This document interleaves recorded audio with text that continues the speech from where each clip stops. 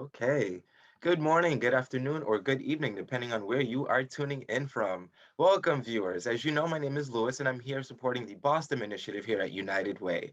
BoSTEM's mission is to inspire the next generation of STEM professionals. So if you're tuning in, you're in the right place at the right time. As you know, these STEM sessions are a great opportunity for you viewers to kind of get a sense of what it's like to pursue a STEM career pathway, what are some of the challenges to expect, and of course, the different pathways that are available, of course. Some folks have either carved their own pathway into the STEM fields because of their new innovative roles, or some have followed traditional paths and kind of leveraged supports along the way.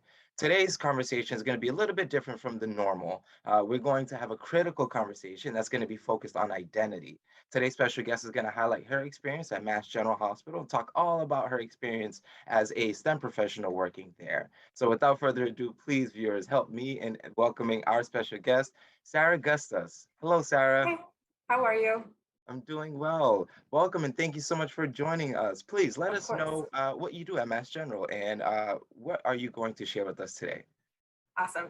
So my name's Sarah, like Lewis mentioned. I am a clinical research coordinator at Mass General Hospital in Boston.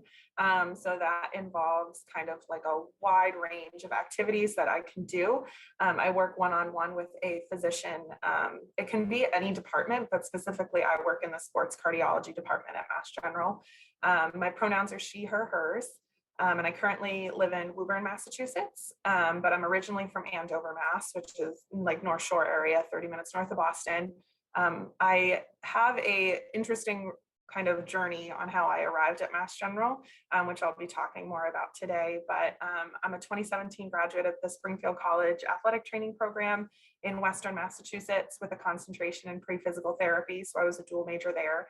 And then I graduated in 2020 out of Merrimack College's Master's in Exercise Science and Sports Studies with a concentration and a focus on strength and conditioning.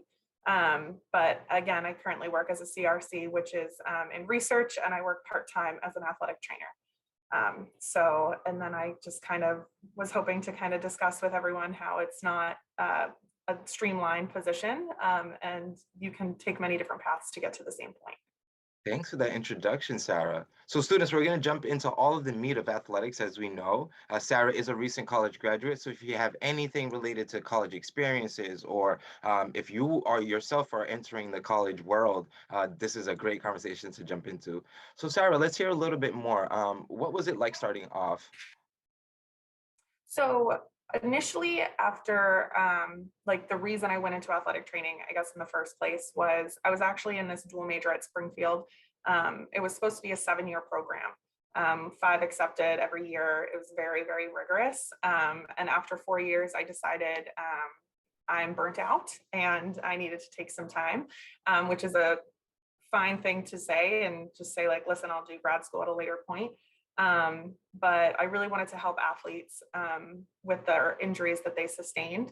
But then I kind of made like a rash last minute decision to go to a different grad school in Indiana, which is very far away from Massachusetts, and started working as a full-time athletic trainer there. And also attempting to go to grad school. We'll learn that that's grad school round 1. So it was a huge change for me, living 14 hours away from my family. I'm a big family person.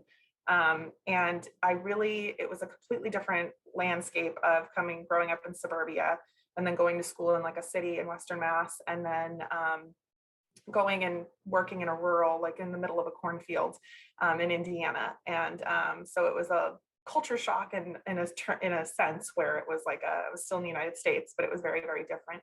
And I had a lot of battles that I had to fight there. One being I was 21 years old, very young, recent graduate, and now I'm in charge of all the athletes.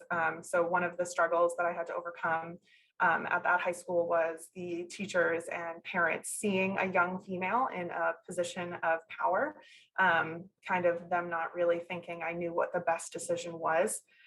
So I had to really dig my heels in and kind of gain some more, some more confidence on that. Like I did pass my boards. I know what I'm doing. My program at Springfield is one of the best in the Northeast. I know that they've taught me well. So kind of having to struggle and overcome that. Like, for example, They've never had someone that was there every day. So if a child had a concussion, they would pretty much just get cleared by a nurse practitioner and they would be able to return to the sport, and they wouldn't have this like 5-day graduated return to play that an athletic trainer should be undergoing, and having them kind of like oversee. In Indiana, the law got changed that it had to be a medical doctor that had them clear that. And so that was kind of tricky because where I was in Indiana, the 21-year-old, was the closest healthcare professional for probably a 40-minute drive, because we were very, very rural. And then there was the other hand where, so in Massachusetts, for those of you that aren't from here, you to play a high school sport, you have to be insured, whether that's a health insurance through the school, whether it's mass health, private health insurance, what have you. In Indiana, that isn't the case. So we would have athletes that were not insured. And to have them go get cleared by a medical doctor is a huge financial burden. So that was something where it was tricky because I wanted these kids to play and participate. We're not trying to hold you out forever, but their mental and physical health is so paramount. And sometimes I was the only one that was caring, it seemed. So I had to, and it was my liability and my insurance on on me on the line if I had let them return early and God forbid something would happen. So kind of having to like stick to my guns and follow my education was one of the big things that I had to do in Indiana. That's so powerful to hear about, Sarah, because I know some students might, feel as though their education is just a foundational or a tool. But what we're realizing is that some folks are taking it to the next level. Like this is actually a way of doing the job. And when I say a way of doing the job, like there's specific techniques, there's different skills that you have to consider. There's definitely a lot of different things to balance. I'm so happy that you highlighted that for our students who are primarily interested in the sports.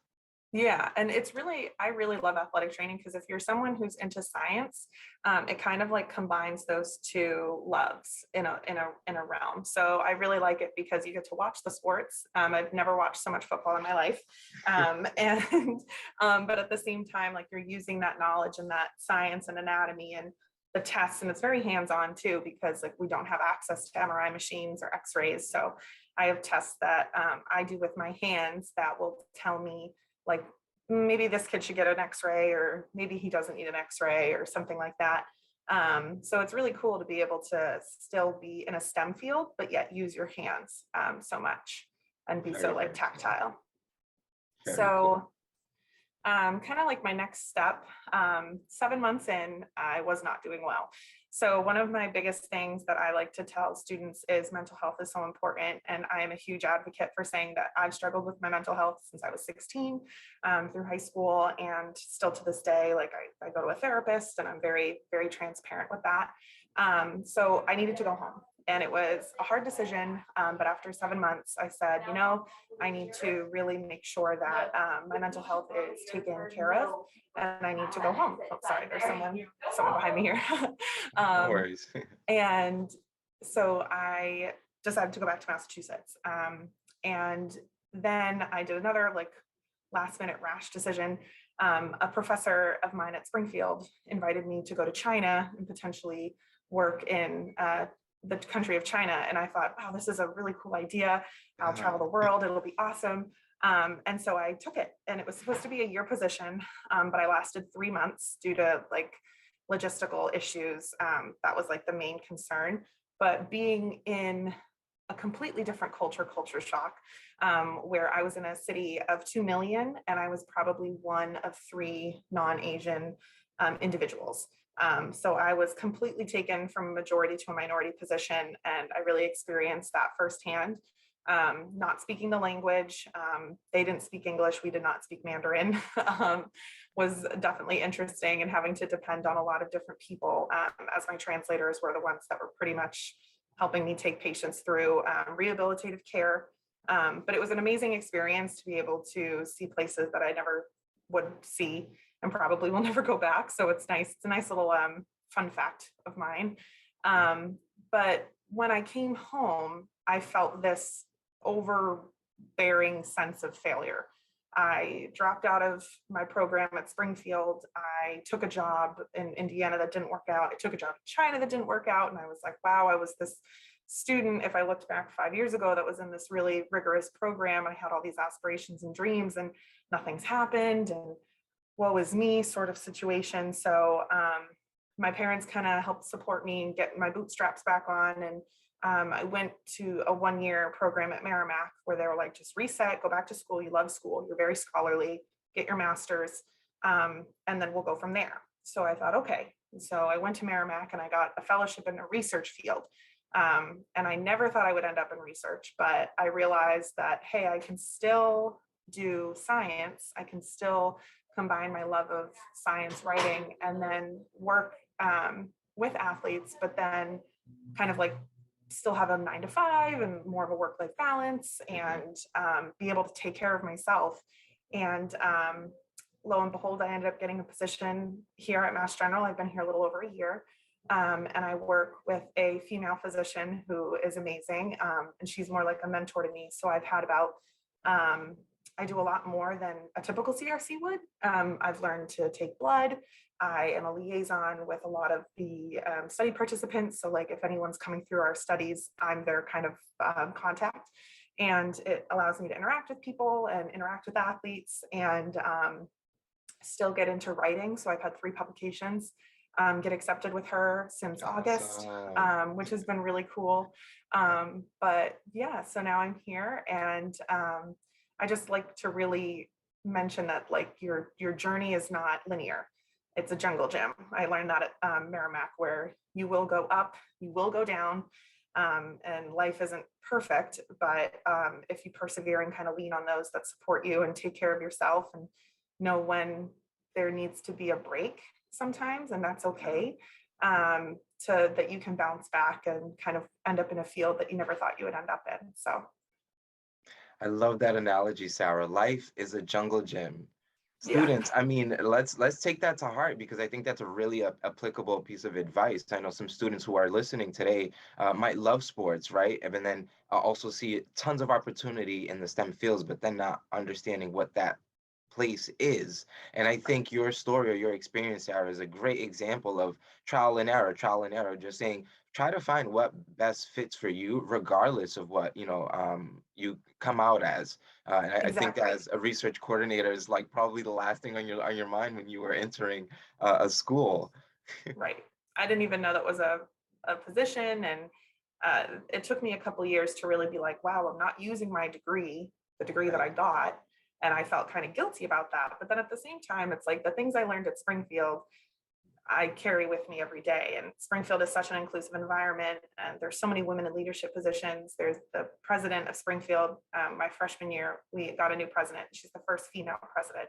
So it was really inspiring as a female to go to a school like that, that is so accepting of race, gender, ethnicity, sexual orientation, and then to kind of take that with me in like all of what I do every day here. So, but I ultimately decided to pursue a career in the STEM field because it's a passion. And for you guys that are listening, like if it's a passion of yours, like Lewis was kind of reiterating, trial and error, trial and error. You will find yourself in a path, maybe not one that you initially envisioned, but one that can give you purpose and comfort in your life as well. So I think it's really okay to learn to be okay with failure, because I was a perfectionist mentality in high school and college. I needed straight A's and I didn't get them, but I felt like that was something I needed to do. But to try and realize like the journey isn't a ladder, it's a jungle gym, and kind of, and that's in all aspects of your life. It's not just work, it's not just career, but it could be social and personal. It's really helped me cope with disappointments and sadness. And the main advice too that I have for all of you listening is to not be ashamed to ask for help. There have been many times in my journey where I've had to lean back on professors I've had or adults that have been inspiring to me and my parents. And it's just like, best prepare yourself to endure hardship, and then hopefully everyone will come out on the other side. And we're all humans and we experience very similar situations. Absolutely, absolutely. Sarah, as you're talking, it made me think about the intersections between the sports world, the athletic world, and the science world Mhm. that you mentioned earlier. And then your mention of having mentors or adults in your life, asking for help is huge. our students, our little ones, middle schoolers, were exercising their youth voice, or even just as, high schoolers, trying to understand what it means to be an adult and advocating for yourself, whether you need something or you don't. So I think my question to you is, what is it like understanding that, the STEM fields are so broad? You're working at a hospital, but your focus is in athletics. What would you describe that community, considering that I guess your supervisor is one and the same as a mentor? Um, Right. how would you kind of paint the picture for our students who might not understand the intersectionalities of STEM fields such as yours? Yes. So we work as a team. Teamwork is the biggest thing. So I am hired primarily as a one-on-one. So I have Dr. Waspy, who's my boss. She's the physician. And then there's me, and I'm kind of like her assistant for everything research. That's like a simple way to explain it. However, there are other doctors that she works with and her team that are part of all these doctors that go and see the athletes. And if they need anything, like technically, I'm not supposed to like go and do all these different things, but I do because helping them will help her in turn. So it's kind of like this clinic interdynamic team where we have meetings and we make sure we're checking in with each other. And it's this huge group that we all work together with. It's nice to see them also interact with other providers. So we have nurse practitioners who are like a higher level of a nurse than um, we have a couple of them on staff as well. But then we also work with collegiate athletes as well. So we've gone off to different colleges and done screenings for athletes that are coming in. So even though I'm like in this hospital right now, and I do have a desk component of the work that I do, there are times where we go out. Especially now with all the safety that we have to go through with COVID, but we try as we might to go out and do these screenings on athletes to make sure that they're the healthiest and that they can put their best foot forward. So it's kind of an intersection on they come to us, but at times we will go to them and just kind of do screenings. But it's really cool to be able to be in a place where all of us are very academic. So if you have an idea, you can pitch it to the group. So there are things that I'm kind of taking charge on. Like there's a survey that we're having people come in and they fill out a little survey on an iPad, and we have like 5 of those a day, and that number grows and grows and grows and grows. And then we have this nice little set of data that like for people that are into coding, you could do something like that where you're in a hospital, but you're a data analyst and you can take all these numbers. Yeah. So what's really cool about the hospital dynamic is regardless if you're into sports or regardless if you're into medicine, there's all these different facets within the hospital, especially like Mass General Brigham, where you have data analysts, you have statisticians. And so for someone like me who isn't a fan of math, to have someone that's a statistician that can help us is really great as well. So it's very interdisciplinary. Like we all work together and can interface with different departments if we need to too. So exciting. Students, I hope that we were listening closely because, Sarah, thank you. Mastron is just Of one course. of many of the hospitals available in Boston. And of course, students, as we're seeing the intersections of all these different STEM fields is what is causing so much excitement for me personally, but also as we're learning through Sarah's experience, helping us understand what's the best fit. I mean, she's getting a piece of the athletic world, and then also, like you said, being that scholarly academic and actually Yeah, exercising your leadership. I mean, how exciting is that? I can it's only hope awesome. that our students are listening closely and, actually taking some advice from this. Sarah, I mean, we've kind of juiced a lot of your story. Is there anything that you think we haven't touched on that you think our students can benefit from? I would say that the one thing too, and like if Lewis, if you want to forward out my email if anyone has any questions too, but it's like I love to give back and love to help. And that's kind of something that was ingrained in me at Springfield. We're very spirit, mind, and body and humanics and helping others. And if students you have questions or want to pick my brain on anything, and I've done that. I have shadowed different providers and asked, hey, can I sit in your office and watch? And there are some things that you have to like follow and like HIPAA, and they want to make sure you're not like going out and telling all your friends, oh, I saw so and so in the office and things like that. But if you're interested in and you're not really sure where you want to do medicine, which is a huge umbrella, shadow people, talk to providers, say, can I see what your a day in the life of you is, or interview them. And take that information and take notes and kind of make pros and cons lists, because for a lot of people it's they want to help. That's like my biggest thing is you want to help people Yeah. in the STEM field, but it's like how, what level. And so I guess I would say, one, reach out to me if you want to pick my brain. I'm more than welcome to. And then the other thing is if you're not really sure where to land, start broad and get specific. So what I did in undergrad was I started at a very specific major and said, I want to do athletic training, which is really hard when you don't want to do athletic training after school. And if you want to do that and you know that it's your passion, great.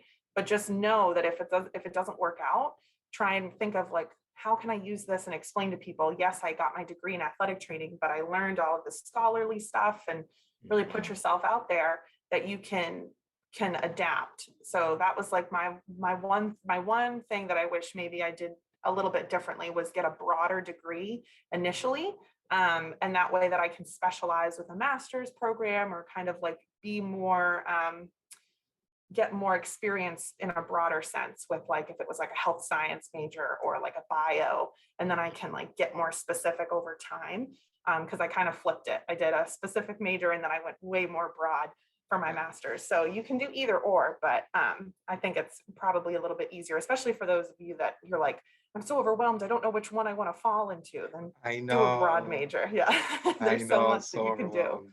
Yeah, yeah. Sarah, thank you so much. That's really helpful for our students to remember, right? Like, this is a learning journey. I mean, you don't have to have it all figured out right away. If you're Exactly. graduating high school right now and you're entering college, you don't have to have a solid idea of what you want to do in college. I mean, as we're starting to see, it's going to change. You might find interest Exactly. in different things or a fusion of skills. So it's just a lot of excitement here. Thank you, Sarah, so, so much Of for painting course. that picture. Yeah. All right. So as we're nearing the end of our time here, our STEM Bites and STEM Chats are another series of conversations that students can tap into. So if you found value in today's conversation, critical conversations are centered on identity. So Sarah, I just want to say thank you for being a young woman working in the STEM fields. Role models like yourselves are really hard to come by. So volunteering your time and on a Monday at that is so, so appreciated. Thank you. Of course. Thank you so much, guys. It was a pleasure. Of course. And students, as we know, Sarah is open to having you reach out to her. So if you have additional questions, if you want to continue this conversation offline, please reach out to me, reach out to your educator, and we can get you connected to Sarah to continue those connections. But I will go ahead and reinforce Sarah's point. If you're wanting to get out there and really figure out for yourself, where do you want to see yourself in the future? Shadow, ask, right? Exercise that student voice and really put yourselves in those environments, because that's the only way to best understand how you fit. So students, thank you again for tuning in. Thank you, Sarah, for giving your time All today.